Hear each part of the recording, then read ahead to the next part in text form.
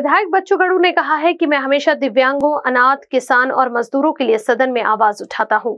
मैं जाति पर बात नहीं करता। आज किसानों को उचित दाम नहीं मिल रहा है, खेतीहर मजदूर को मजदूरी नहीं मिल रही है। 75% किसानों में सभी जाति के लोग हैं, लेकिन उनके लिए कोई भी प्रावधान नहीं है।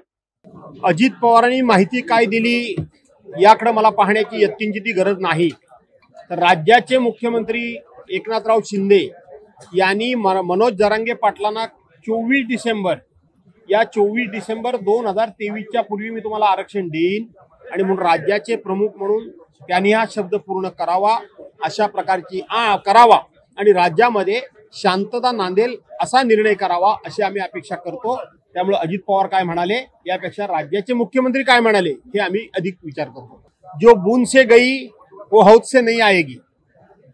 काही जरी दोघांनी किती लपवालपीचा प्रयत्न केला, देवेंद्र फडणवीसांनी अजितदादांना पत्र दिलं आणि ते पत्र व्हायरल केलं।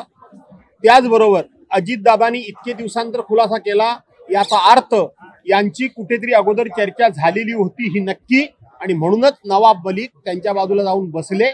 पण आणि त्याच्याही मध्ये अहंकार होता।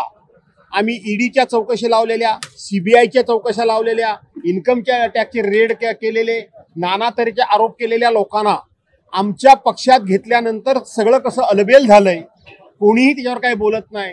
त्यामुळे बॉम्ब स्फोटातल्या आरोपीच्या बरोबर असलेल्या माणसाचा संबंध खोटा जोडला आणि तो आता बाहेर आलाय आणि तो आपल्या पक्षाला पाठिंबा देत असेल तर आपलं कोण काय वाकडं करणार।